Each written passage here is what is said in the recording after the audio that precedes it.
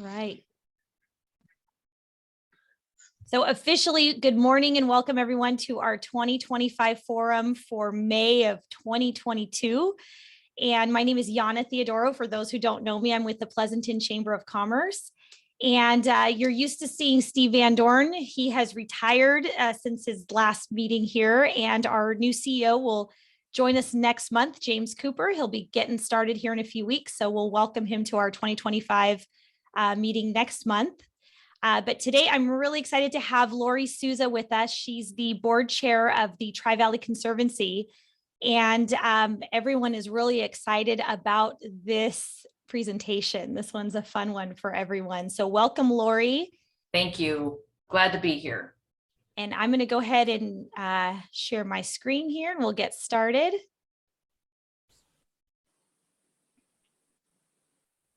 All right. Well, thank you very much for having me this morning. I'm really pleased to be able to share this information with you. I think you'll find it informative. And it's titled Realizing the Heritage. That's the title that the UC Davis researchers gave the report. And we'll go ahead and get started on slide 2. Thank you. So just a little bit of background. So if you remember, the Tri-Valley Conservancy it's a land trust, and we were formed by the Board of Supervisors back in 1993. And over the last few years, we were getting very concerned with some of the reports we were getting back from our local farmers and our winemakers about the economic viability of winemaking in our valley. And so we commissioned a research study back in January 2020.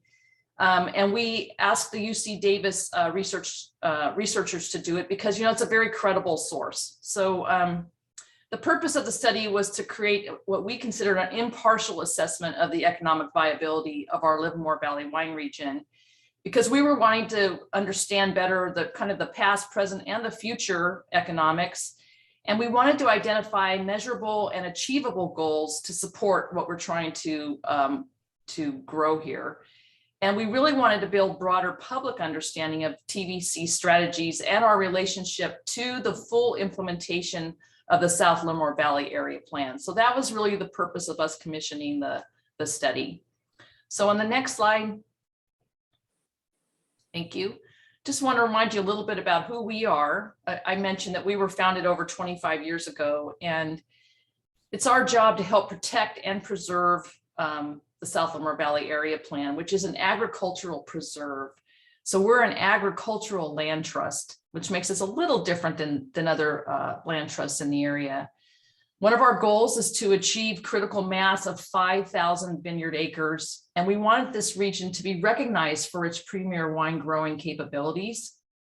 Today, we have about 2,800 acres that are planted in vineyard, and 1,600 of those were actually planted as mitigation for housing development. So when this whole thing got started back in '93, the idea was to have balanced growth in the South Livermore Valley area.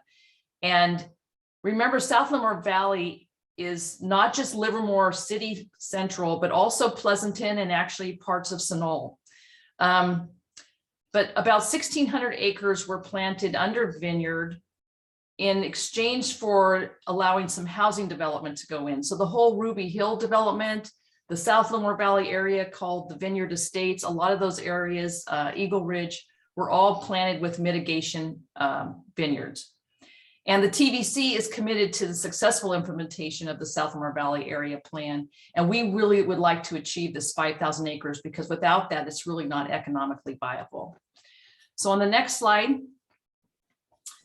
talk a little bit more about who authored the report. So again, we turn to UC Davis because they could be impartial and also very credible. And the two authors were Dr. James Lapsley, he's an academic researcher with Davis, and Dr. Daniel Sumner. He's a distinguished professor with the Department of Agriculture and Resource Economics. And it was that department that actually did the research for us. And they wanted to provide an actionable information for both public and private decision makers in the Livermore Valley wine region. And that's the reason we're currently getting out and trying to communicate this to a broad set of leaders so that they can be fully informed about what are some of the next action steps here. So on the next slide, thank you. A few highlights from the study. So the Livermore Valley AVA, the American Viticulture area, we have the right combination of soil, climate, water, even expertise. Our history goes all the way back to the 1880s to be known as a world-class wine grape region. Our valley has about 7,000 acres of suitable commercial agriculture. And today we have about 48 active wineries. That changed a little bit with COVID in our AVA. And we have a market of approximately 6 million people within a 1-hour drive of this region. So we kind of have everything it takes to be a premier wine growing region. So then you have to ask yourself, with all of that in place, why haven't we achieved the 5,000 acres of cultivated viticulture? So the next slide. Thank you. Here are some of the key findings from the research.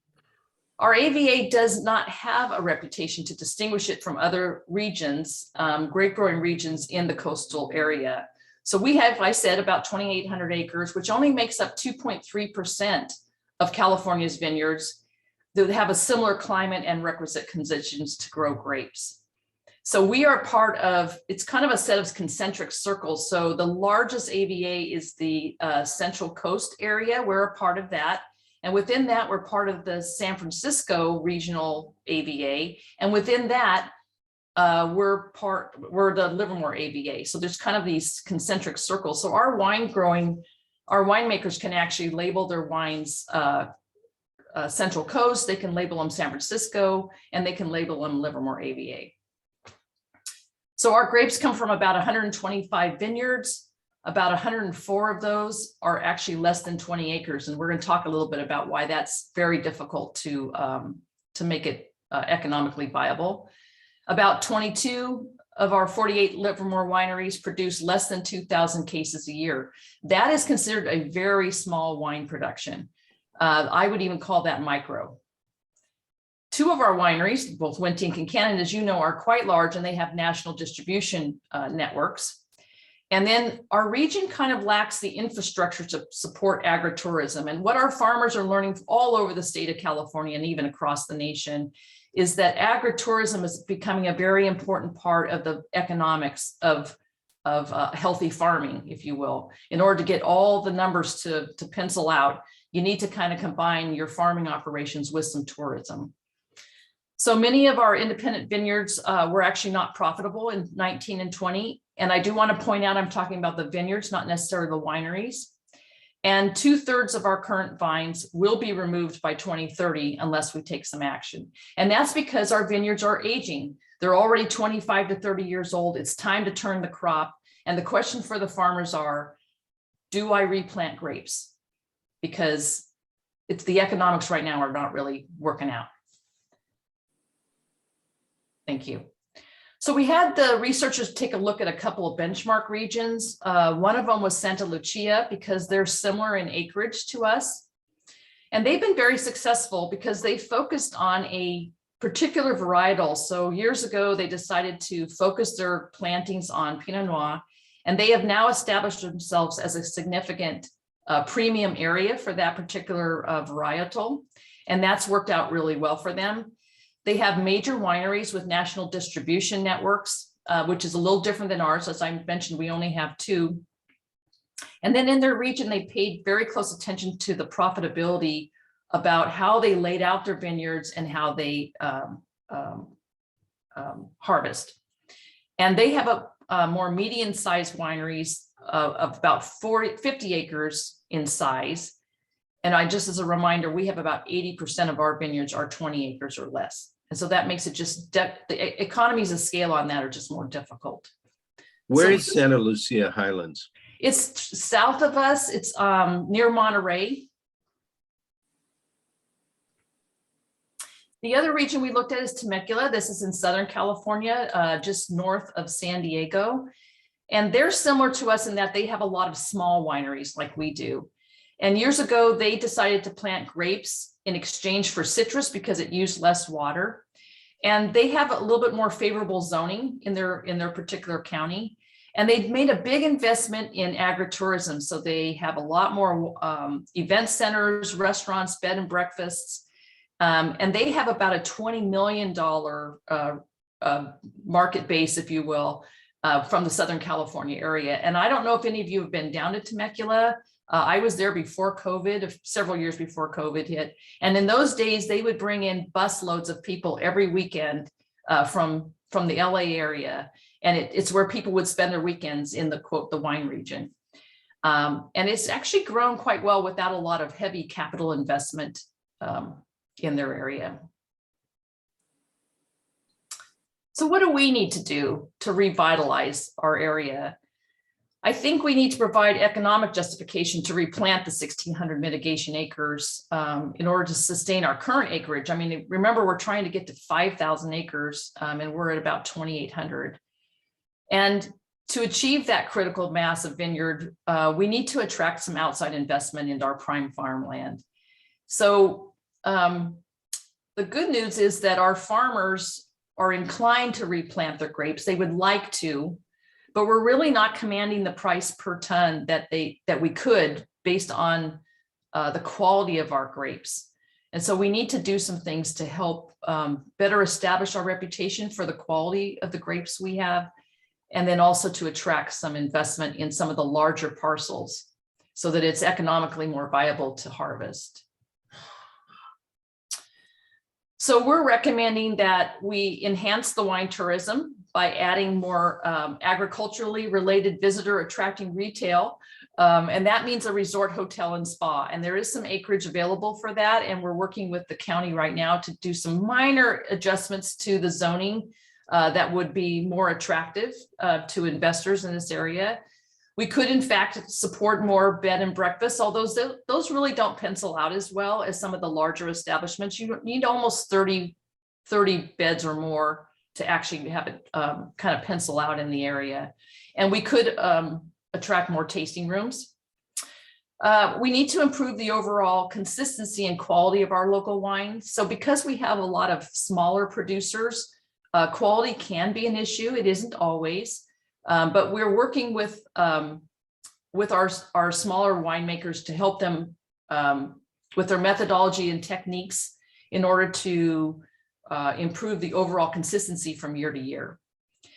We also believe we need to focus on a signature varietal, maybe one or two for the region, kind of do a little bit more of what Santa Lucia did.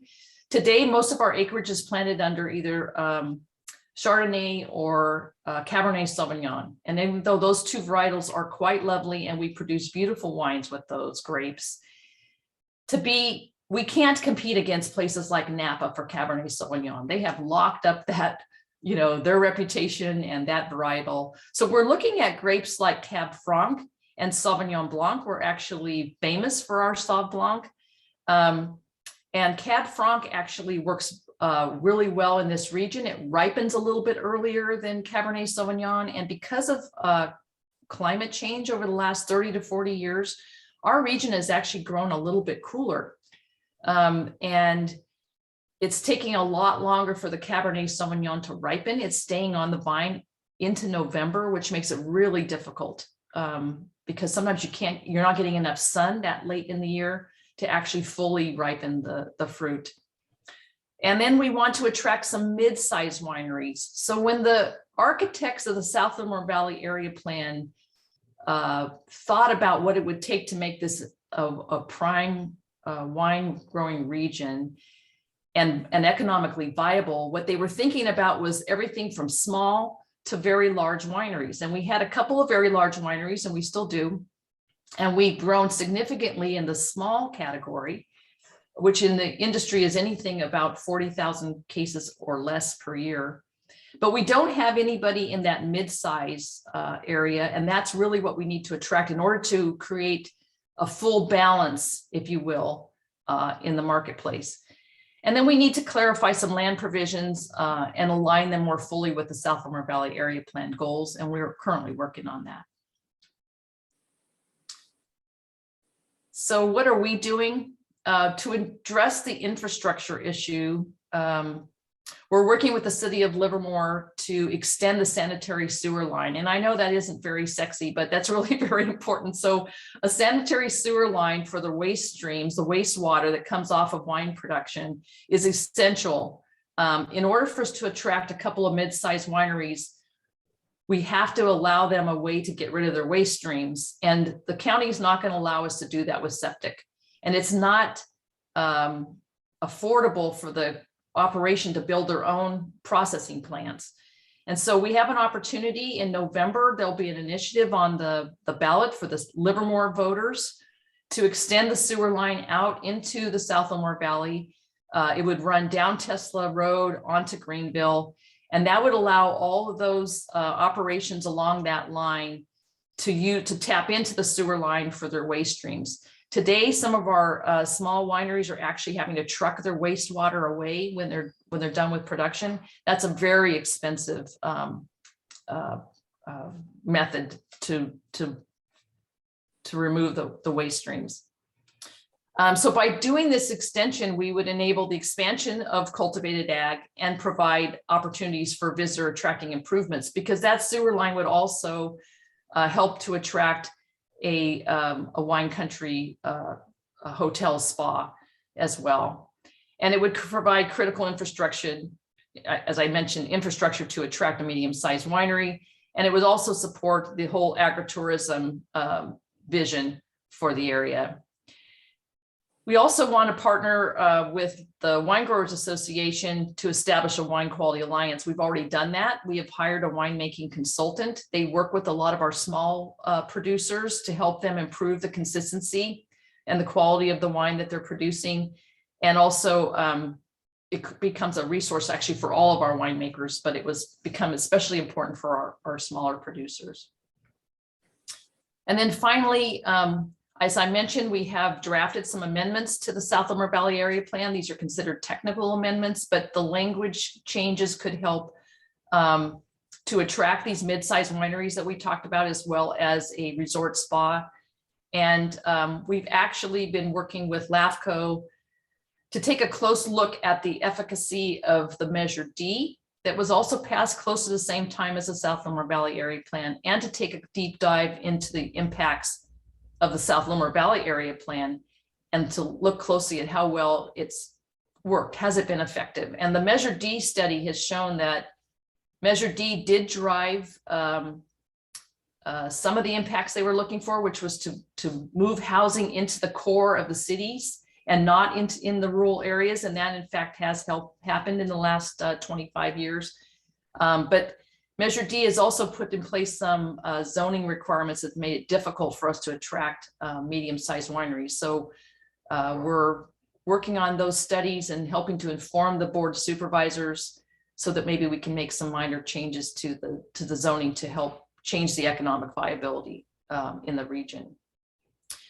So that concludes my prepared remarks, but I am happy to take any questions that you might have about what all this means. Hey, Lori, or Brock, you had your hand up. Well, that's okay. I can go after you, Herb. I just, hey, thank you, Lori, for presenting. Interesting. So I know Livermore Valley can't change the weather like Napa or the dirt or any of those sort of things. And you said 2/3 of the vines are going to be gone in, I can't remember what you said. 2030. Yeah, 2030. So what is the lifespan of a vine? And then what is Napa doing different? And why is, you said the wineries were making money, but the vine vineyards aren't. So I don't get the correlation in that. Yeah. So vineyards are usually 25 to 30 years to be optimal. What happens after that is the grape production decreases. The intensity of the flavor actually goes up. So there's some value in having really old vines. But if you're trying to make money as a farmer, the yields are so low, it's just not going to pencil out. So it's our farmers that are really hurting, the people who grow the grapes. And that's because they're not able to command the same price per ton that they get certainly in Napa. Now, there's a lot of wine regions in California that are not commanding the prices that Napa does. Mm-hmm. But we should be able, given our soil and our climate and the quality of our grapes, we really should be able to get prices closer to what they get in the Central Coast, in the Monterey area. And basically what we're pulling down are Lodi prices, which is probably one of the lower priced areas in the state. And so that really herb is really based on reputation. So you can only, sell what the market will bear. And a lot of the wine grapes that we produce, much of it goes to the local wineries, but quite frankly, a lot of it goes out beyond as bulk wine. And so in order to command a higher price per ton, the buyer has to believe they're getting something of a higher value. And that's really reputational. And so we believe that by bringing in, and I know sounds a little hard to put the pieces together, but if you can bring in a couple more mid-sized wineries, wine productions, that would increase the demand for the grapes, which actually increases the price, right? So that's kind of what we think is a very critical missing piece. Does Napa change out their vines more than every 20 years? Do they do it in shorter timeframes to produce? No, most crop? farmers are turning them around 20 to 25, 30 years. Okay. Yeah. Thank you. They have a ton more under acreage than we do. Lori, listen, as I look at all this, it still looks like the solution to almost everything. It looks like marketing and education. And really, a lot of the hype that Napa has been able to enjoy, now Sonoma, now Healdsburg even, is really just from popularity of people going there and having a great time and Instagram and pinching their pictures. Right. And obviously the quality of wine is absolutely critically important. But a lot of it is just really the way they hustle and market their product, and they've been doing it for 40, 50 years now. The economic development piece, I saw a question from Reed. Brandon Caldwell, our new economic development director for Livermore, I think is like someone that should be spearheaded to kind of maybe locate and find some of these people to come, to bring to us. I think he's a dynamic young guy with a lot of connections. But you mentioned that the Livermore Valley Wine Growers Association really this is on them. The sophistication of our tasting and wineries. And I know you connected two of them with this vineyard piece of it and the winery piece. But if the wineries are successful and they're bringing clients in and they're selling wine, there's more people exposed to it. It's more marketing, people tasting our product.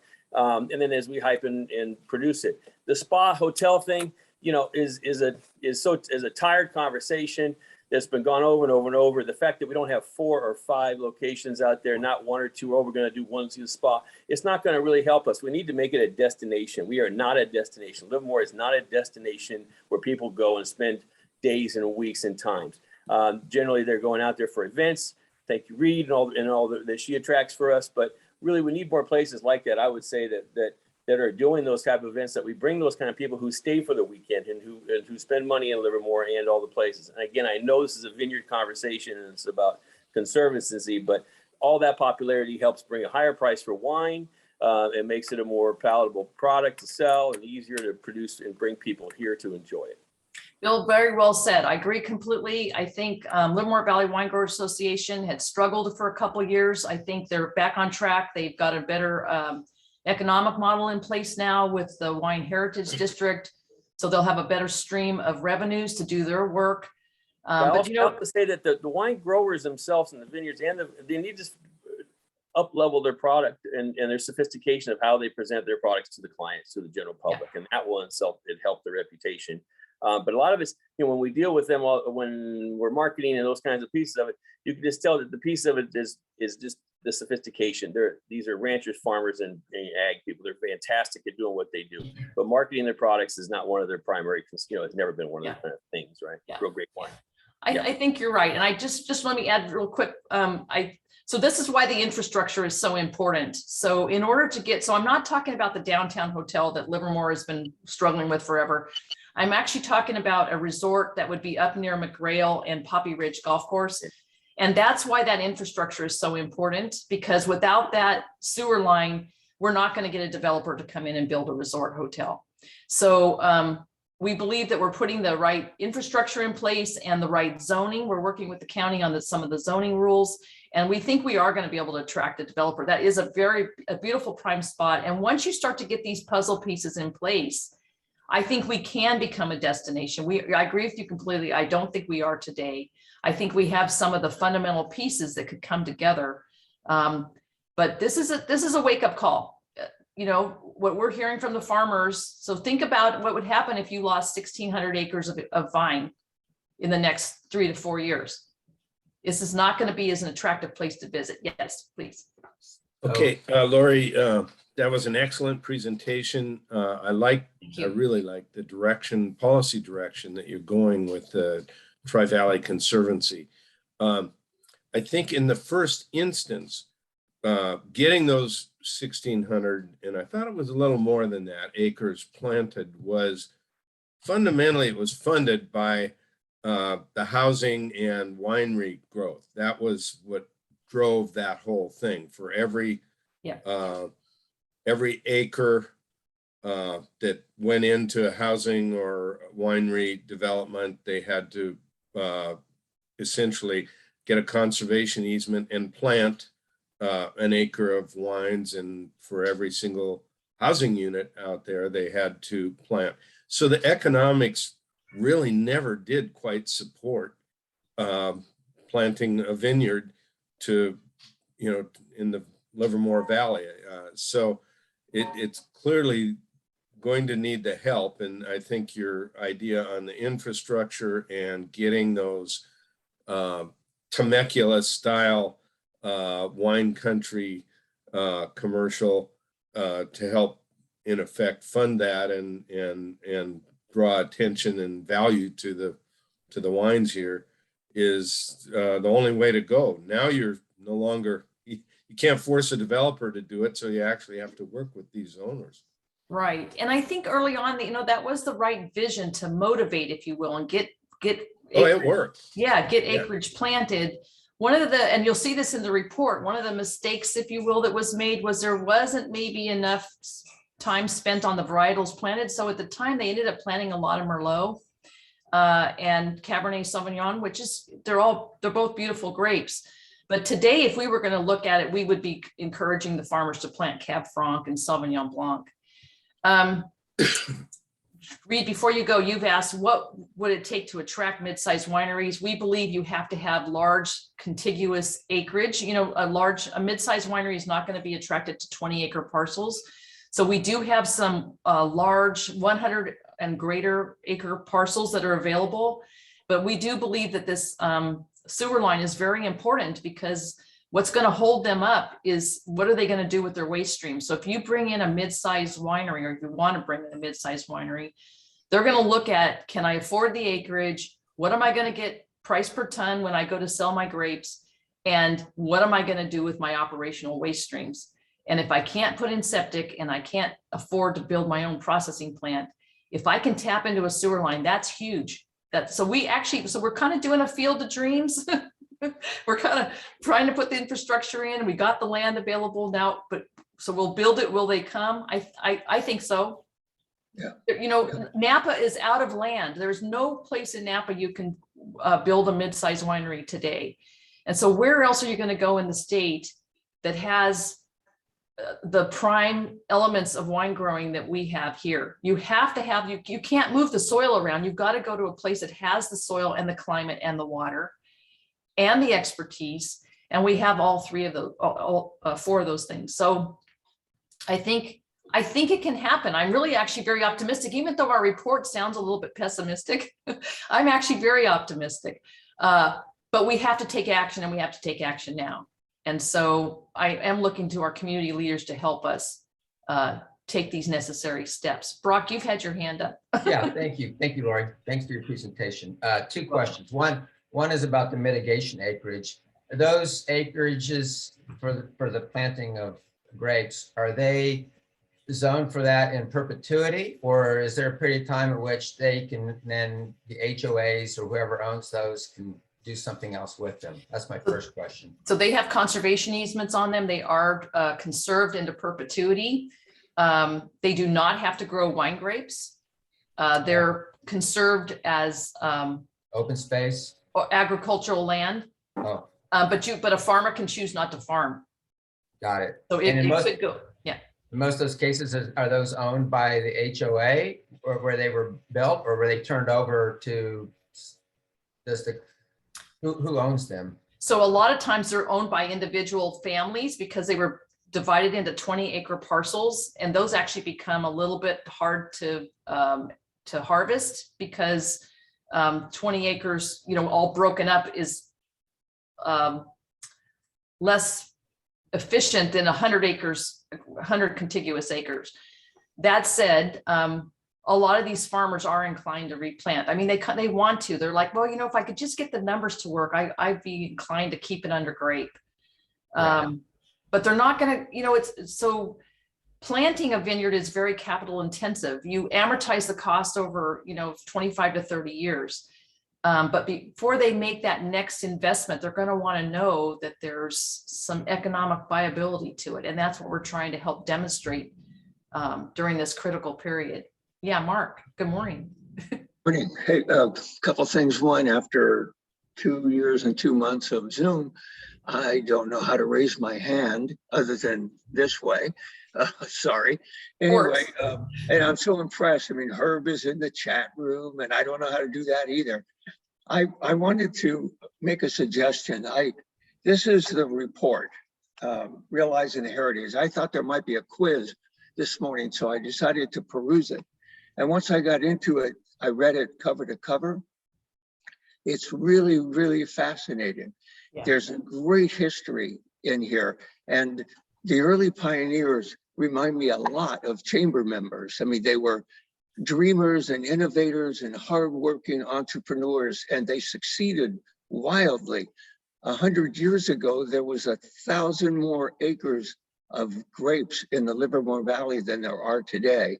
And some of the things that Lori has talked about, needing to change the plan, it's essential that we are nimble because the rules have changed. When the South Livermore area plan was put into place, the Regional Water Quality Control Board did not prevent the waste stream from going into the groundwater. Today, you can't do that. You have to find another solution. So as this report points out, and Lori's mentioned twice, the essential ingredients to success are all in place: climate, soil, water, expertise, and a market. These two giant ellipses, 580 and 680, have 6 million people in them within an hour's drive. That the potential of the South Livermore area is fantastic. And so I would encourage everybody on this call to read this report, go through this report. It's essential that South Livermore succeed, and it can, because it's a regional asset, and it will affect Pleasanton businesses greatly. So anyway, thank you, Lori, for a great presentation. It's really well done, Mark. Thank you. Yeah. So again, realizing the heritage, it does have a lot of optimism. It points out the downside of not doing something is this is essential. But one thing that Lori said is that the vines themselves are about at the end of their life cycle. And so it would be one thing if it was 10 years into the mission and a vintner said, well, I'll hang in here. It's not going well now, but I'll hang in. Within a very few years, most of them are going to be faced with the choice of ripping out vines that no longer produce and replanting. And that's a huge investment. So there has to be a glimmer of hope on the horizon for them to do that, because the numbers don't lie. If you can't earn enough in selling a ton of grapes relative to what it costs to produce it, someday other than enthusiastic hobbyists are all going to quit doing that. So again, it's a great opportunity. I'm so happy to be involved in it, and I hope that all of you feel the same way about South Livermore that I do and Lori does. Thank you, Mark. I am very enthusiastic. I want to add that this sewer line is not, so when we put this in front of the Livermore voters, what's important to know is that the county is going to pay for the extension. And then of course, users of it will have to pay a fee to connect and to use it, just like you and I do when we tap into our sewer lines at home. So I think I'm actually very optimistic that this will pass. The reason it has to go to the Livermore voters is because we're going to be moving it across the South Livermore Valley urban growth boundary. And since that was voted on by the voters, then any penetration, if you will, has to go to the voters. So That's why we're taking it to them in November. But the City Council of Livermore will be looking at the initiative language on May 23rd. I'll be with them that night, encouraging them to approve, and many of us will. And so I think it has all the right elements. The voters don't have to pay for it. It's going to support and protect our groundwater. That's very important. And it also will enhance our wine region. So I think people will be inclined to vote yes. It's harder to get people to vote yes than to vote no, but I'm pretty optimistic about this campaign. So that was my second question, Lori, was about the sewer, because I know I'm looking at the sewer master plan right here on my other screen. So I know what you're talking about is outside the sewer service boundary. So I think you answered the question there that Livermore is going to vote for that. And I think you said the county is going to pay for actual capital improvements. So I'm guessing they must plan on recovering that through fees from the users. Well, they had already set aside some money for the capital improvement because of its impact on the Southlamer Valley area. And then there will be some portion that are exactly right, were paid for by the users, because there'll be a hookup fee. And then of course, the maintenance and operation, the ongoing fees that all users pay for sewer hookup. And will that be part of their report? And I don't know if it's the county that's putting this out or if it's City of Livermore that's going to go to the voters. I'm sure everyone's going to want to see ahead of time, what will this do to my sewer bill, monthly sewer bill? Everyone's going to want to know that. But I would think wineries and vineyards are going to want to know what those costs are that are going to be passed on to them. So is that something that'll be publicized? Yeah, we have all that. We've taken a look at it. What they'll do is they'll create they call it a special facility assessment district. Mm-hmm. And so the people who are in that district actually will have their own separate vote about whether they want the sewer line in. So the City of Livermore voters are voting to allow the city to extend the city's sewer services, because all of this waste stream will be flowing back into the waste treatment facility in Livermore. And there'll be no initial cost to them. Now down the road, when this whole it all becomes one big system, whether there'll be additional costs to city sewer users, hard to say. But the initial cost will not be passed on to them. But the special facility assessment district, those folks will have to pay a hookup fee to tap into the line, and then of course ongoing M&O, maintenance and operations. Good. And final thing, good reminder how important this is. This is why Ruby Hill ended up in Pleasanton, is because the time Livermore didn't want to extend their sewer. So right. There are economic downsides to not wanting to extend your sewer.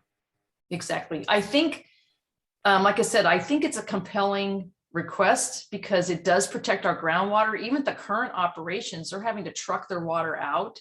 It's enormously expensive.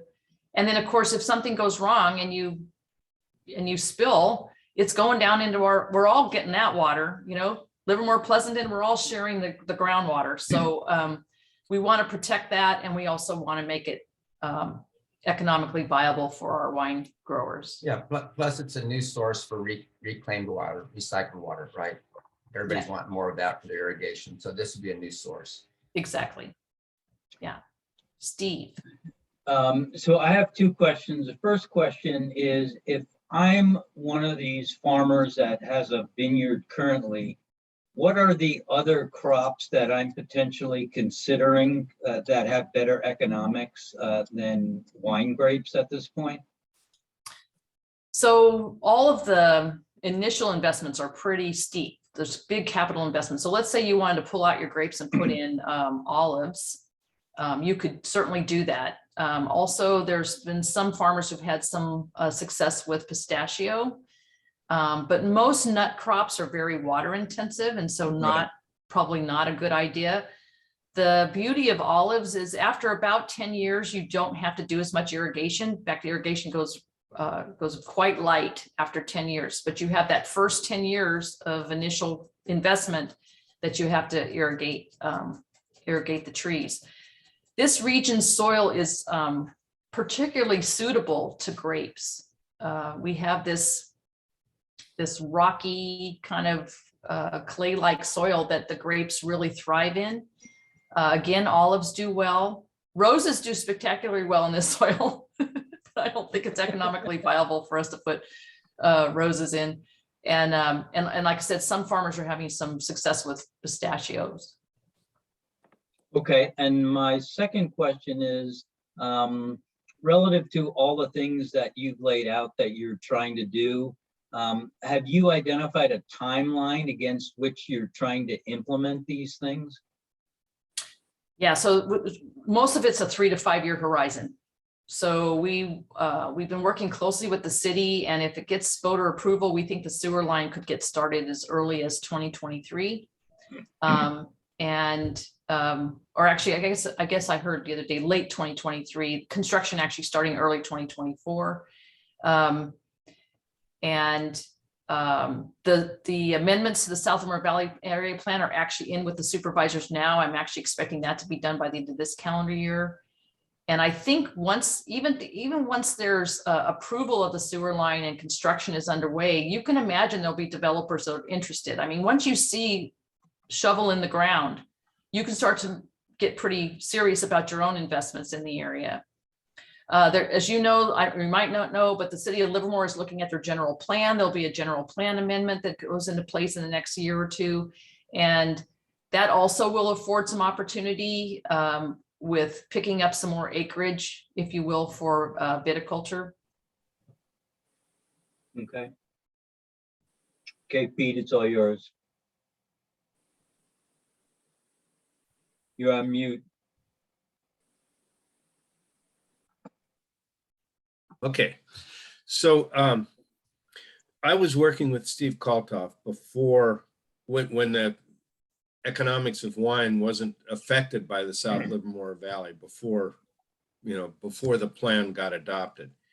And at that time, Wente wanted him to switch to Chardonnay because that's what they needed at the time. And so the way they worked that out was he would replant, I think it was 65 acres that was in, I think, Merlot, and convert to Chardonnay of a variety chosen by Wente, basically.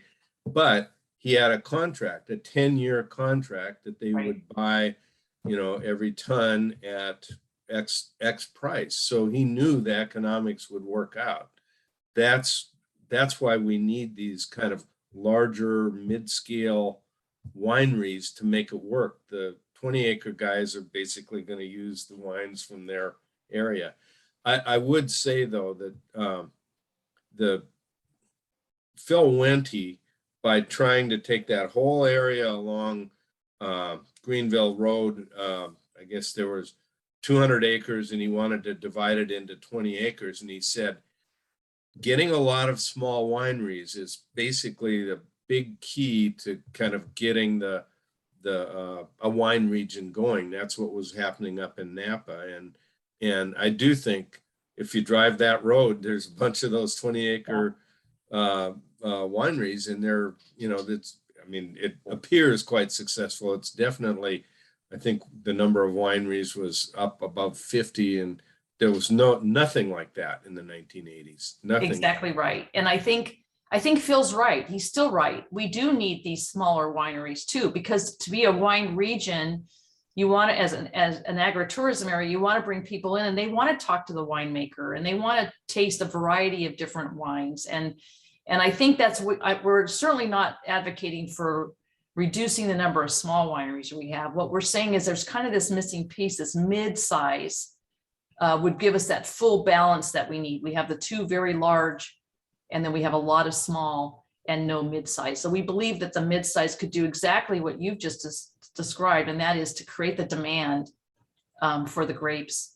and make it economically viable for the farmers. One other thing, when Measure D went in, and all that time, there was no, the South Livermore Valley Plan was totally inconsistent with the criteria that were in Measure D, and everybody assumed that South Livermore Plan area was simply not part of and affected by Measure D. When did Measure D start to apply, and under what basis to the Southlamer Valley?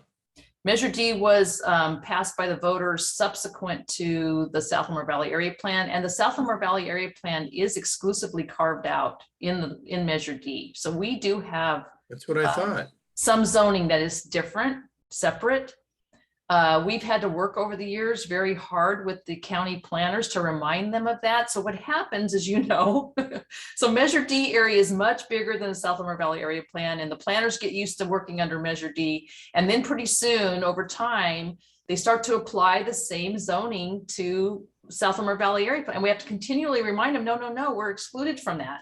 That's not a requirement for us. But once the precedents start to go in place, it's really hard to back out of it. So we've just recently, and I want to say over the last 5 years, have had to bring examples forward to county legal counsel as well as the supervisors to remind them that some of those zoning requirements that they're applying do not apply to us. In fact, just recently, I pled my case to the county supervisors just a couple of weeks ago because they're getting ready to put in a policy on large commercial solar and battery storage, and they want to allow it on large parcel ag. And I think it's important for them to look at these issues and to come up with some correct policies on this. But I implored them to explicitly exclude the Southlamer Valley Area Plan because it was silent in the draft policy. And so they agreed. And so now there's going to be explicit language in that policy that says this does not apply to the Southlamer Valley area. And I think you just have to continually be diligent. You just have to continually watch what's happening and continue to press and remind the leaders that we are different. We're separate. We're an agricultural preserve, and we want very much to keep it that way. Right. And Lori Brock is asking where we can find the study. Yeah, so you can get it on our website. There's a PDF there, but if you would like a hard copy and you let us know, I'd be happy to get you some hard copies. They're beautiful, they're full color, and Mark's right. We did spend some time going through the past as well as the current and the future. And we did bring in a lot of beautiful photographs from the Wente family about what happened in the valley way back in the 1880s. And so it's actually, I think it's a pretty interesting read. Yeah, I've been looking for it on the website, can't find it, but I'll keep looking. Okay, let me just get that to Yana, and I'll get you the link, and or I can just send you the PDF and you can distribute it. Or the link would be great, and that way it's easy to point other people to it. Yep, will do. Having a couple hard copies in the chamber office might not be bad either. Yeah, Take Sure. that. happy to do that. Just let me know. And we've got a couple more minutes left if anybody has any other questions. Yeah, question. Yeah, Bill. Lori, what designates, how many cases per year is your mid-size winery going to produce?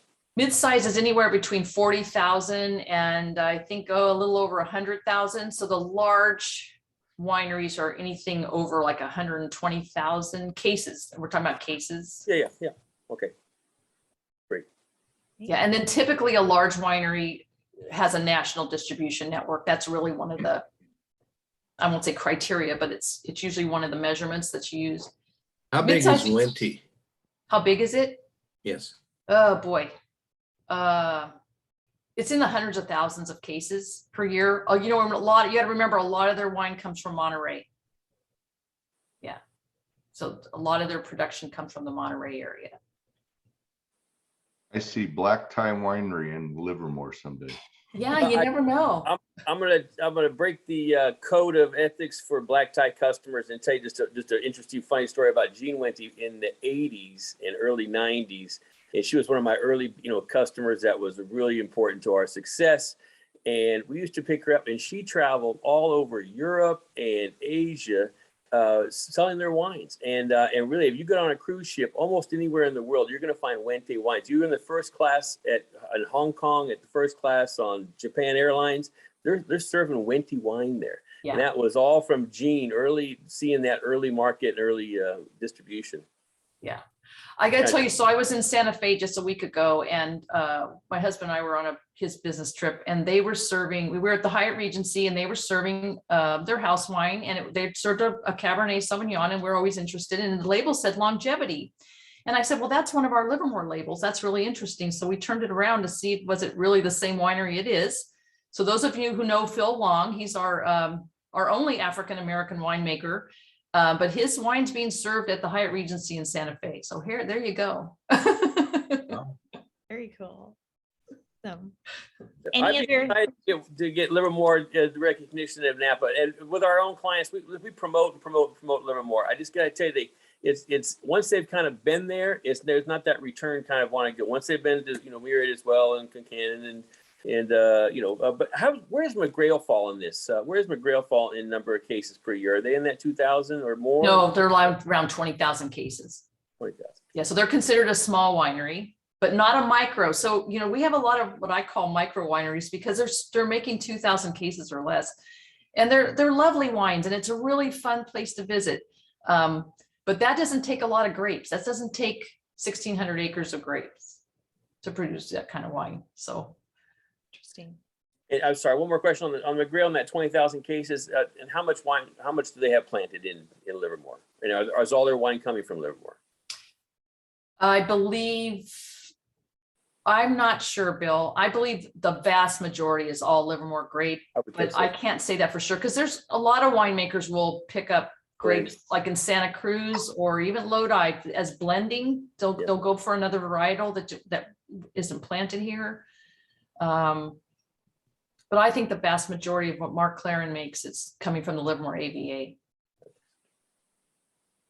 Any other questions out there before we wrap up? Thank you so much. I appreciate your time, and we'll get you those links and those copies, and encourage your neighbors in Livermore to vote yes. That'll be great. We'll get this recording up on our chamber website, and also any link there to the study. We'd love to get that up too and get that circulated out for you for sure. Okay, thank you. I'll try to get that to you today. Yeah, sounds great. Thank you. Thank you, everyone. Thank Have you a great for day. joining us. Everybody have a great day. Thank you. Bye. Bye-bye.